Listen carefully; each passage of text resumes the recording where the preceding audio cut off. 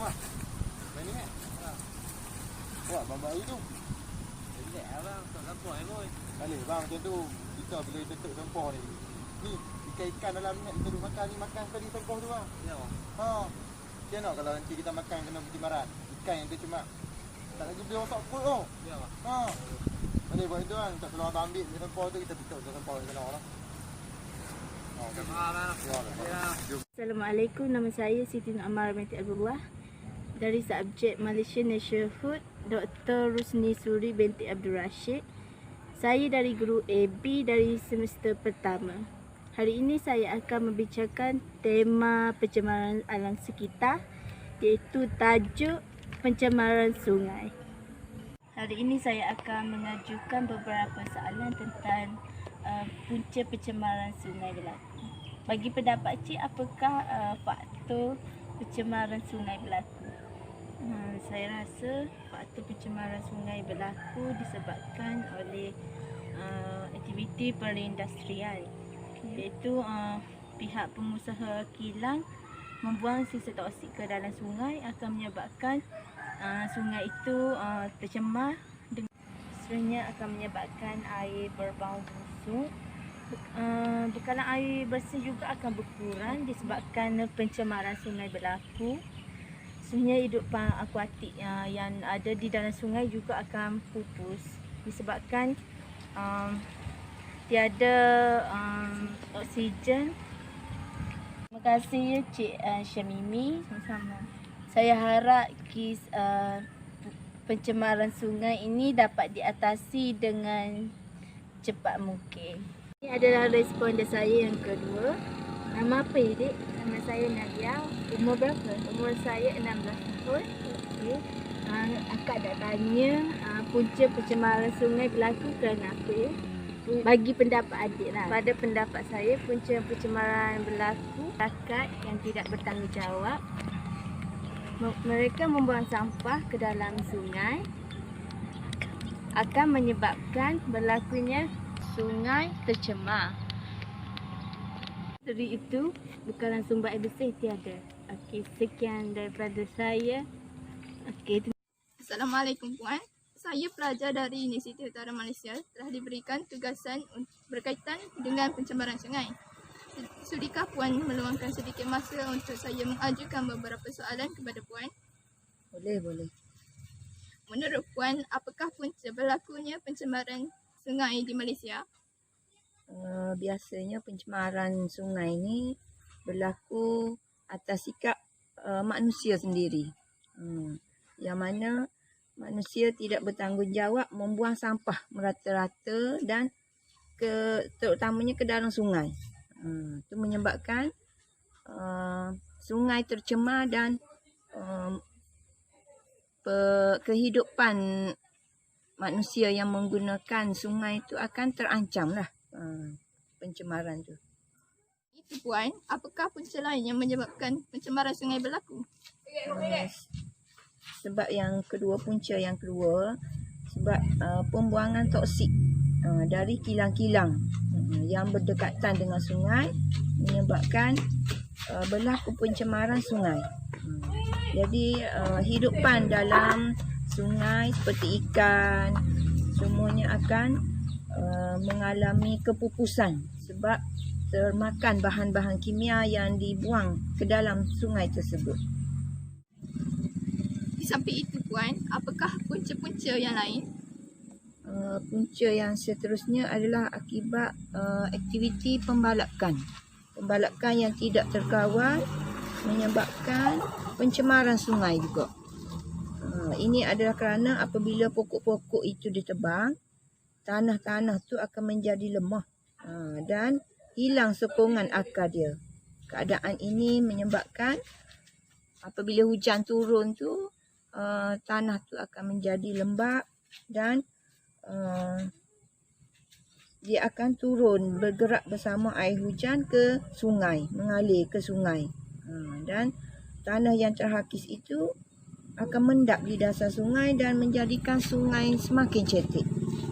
Itulah betul dia. Itu sahaja soalan yang ingin saya tujukan kepada puan. Terima kasih kerana sudi meluangkan masa bersama saya. Sama-sama.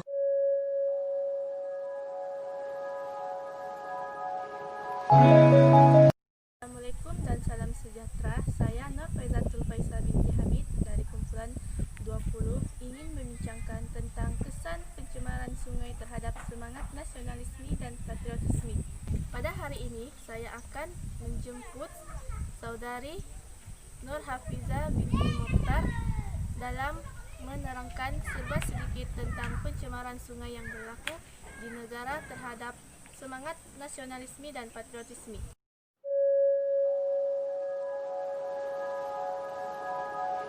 Saya memperkenalkan salah seorang pelajar yang saya akan wawancara pada hari ini. Nama saya Nur Hafizah binti Mokhtar, berumur 20 tahun. Saudari Nur Hafizah, saya ingin bertanyakan kepada Anda, apakah kesan pencemaran sungai terhadap semangat nasionalisme yang Anda tahu? Terima kasih atas soalan Anda. Pada pendapat saya, kesan daripada pencemaran sungai terhadap semangat nasionalisme ialah apabila rakyat kita mempunyai semangat nasionalisme, rakyat akan selalu peka terhadap keadaan sekeliling. Hal ini akan menyebabkan ekonomi negara kita akan meningkat. Selain itu, apabila keadaan sekeliling bersih dan selamat, terutamanya sungai, para pelancong akan mudah masuk ke negara kita. Terima kasih dengan jawapan yang Anda telah beri kepada saya. Seterusnya, saya akan bertanyakan kepada Anda, adakah Anda tahu tempat di mana pencemaran sungai berlaku? Oleh itu, boleh Anda terangkan dengan lebih sedikit? Berdasarkan soalan yang Anda beri, terdapat satu tempat yang pernah berlakunya pencemaran sungai, yaitu di Sungai Gong Rawang.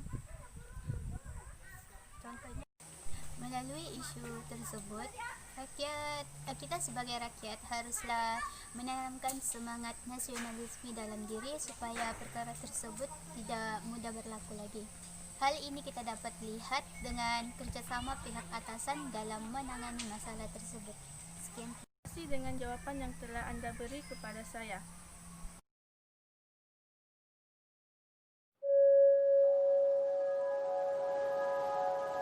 Seterusnya, saya akan menerangkan sedikit tentang kesan pencemaran sungai terhadap patriotisme.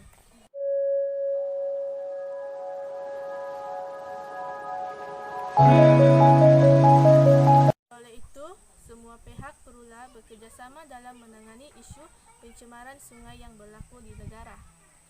Daripada kesan pencemaran sungai terhadap semangat nasionalisme dan patriotisme, ianya dapat memberi kesan yang sangat penting terhadap masyarakat. Melalui kesan itu juga, masyarakat dapat mengambil iktibar dan menitikberatkan terhadap pencemaran sungai agar tidak berlaku pencemaran sungai di negara.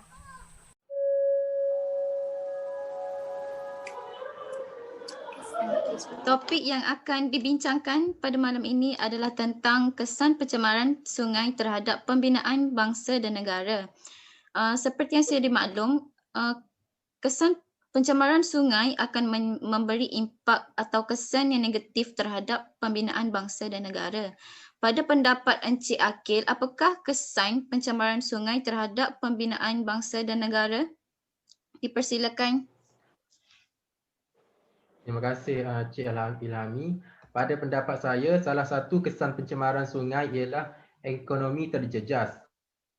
Kebanyakan sektor yang memerlukan bekalan air yang banyak untuk menggerakkan aktiviti pekerjaan mereka seperti aktiviti perkilangan, perhotelan dan perniagaan restoran. Namun, apabila berlakunya pencemaran air, aktiviti ini tidak dapat dijalankan kerana bekalan air terputus.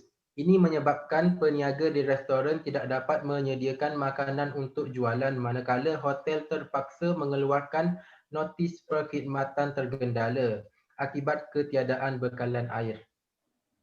Okey, terima kasih Encik Akil. Seterusnya kita beralih pula kepada Cik Awanis untuk memberikan pendapat beliau tentang kesan pencemaran sungai terhadap pembinaan bangsa dan negara. Dipersilakan.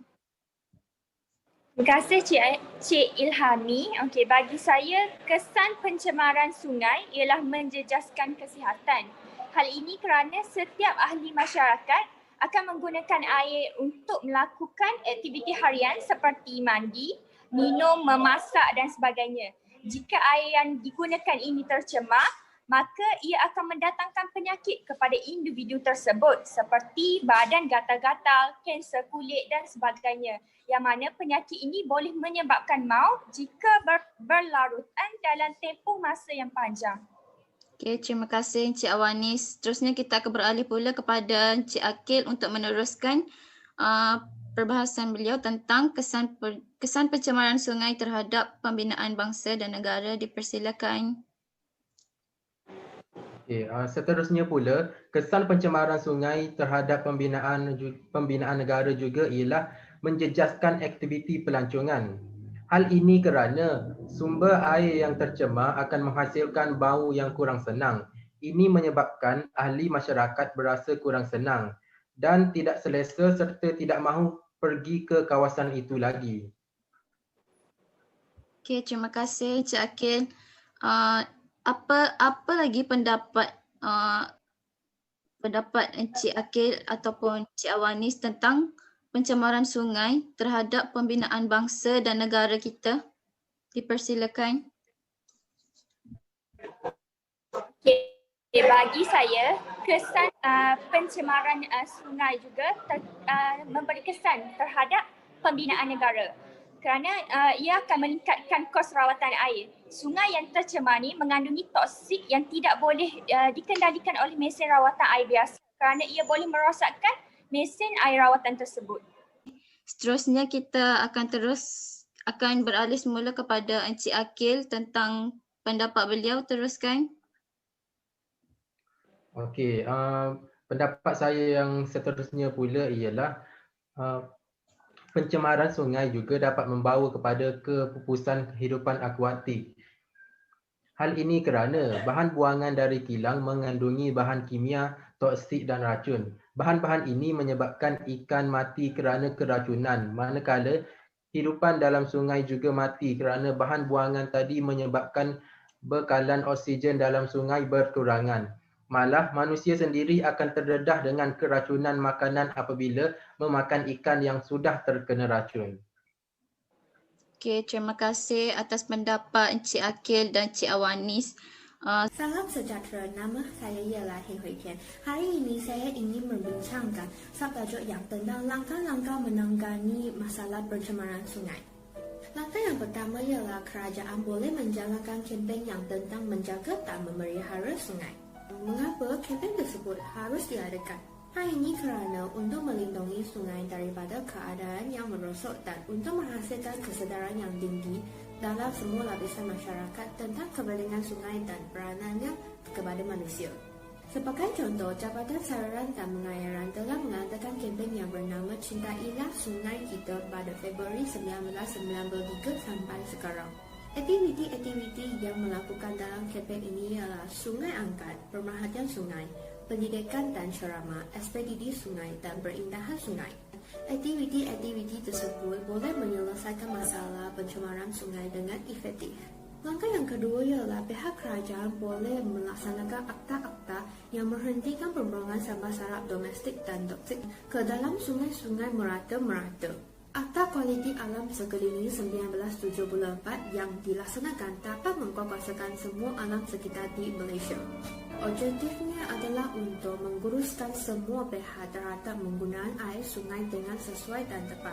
Akta ini dilaksanakan apabila berlaku rakyat menyala minum air sungai yang telah terracun di Sungai Gingin yang terletak di kawasan Johor. Akta ini dapat menguruskan keadaan air sungai yang perlu diperbaikan. Langkah yang ketiga ialah pihak kerajaan juga boleh menghasilkan satu akta yang memelihara semua sungai di Malaysia. Akta ini adalah berbeza dengan akta yang sebelum ini. Akta ini akan memberi kuasa kepada semua kerajaan negeri untuk memperkuatkan pengurusan pengawalan dan penguatkuasaan sumber sungai mereka. Akta Industri Perkhidmatan Air 2006 akan dipindah untuk meningkatkan penguatkuasaan untuk membentang masalah pencemaran sumber air sungai pada masa akan datang, kata Menteri Tanah Air dan Alam Sekitar. Hal ini agar pihak berkuasa dapat melindungi dan memelihara sungai di Malaysia dengan berfungsi. Langkah yang keempat ialah penerbitan khabar dan mesej tentang tajuk-tajuk yang menangani masalah pencemaran sungai melalui media massa. Media massa dibahagikan kepada dua jenis. Yang pertama ialah media massa bercetak, yang kedua ialah media massa elektrik. Media massa tersebut boleh menghantar mesej tentang memelihara sungai dengan cepat dan berkesan. Sebagai contoh, Malaysia Shinshu Daily, China Press dan Guangming Daily adalah media massa yang menyampaikan berita kepada orang awam. Oleh itu, berita-berita yang berkaitan dengan masalah pencemaran sungai dapat diketahui dengan cepat dan meningkatkan kesedaran masyarakat tentang melindungi sungai. Langkah yang kelima ialah pihak ibu bapa boleh memberikan maklumat tentang kepentingan sungai dan kesan pencemaran sungai kepada anak-anak mereka.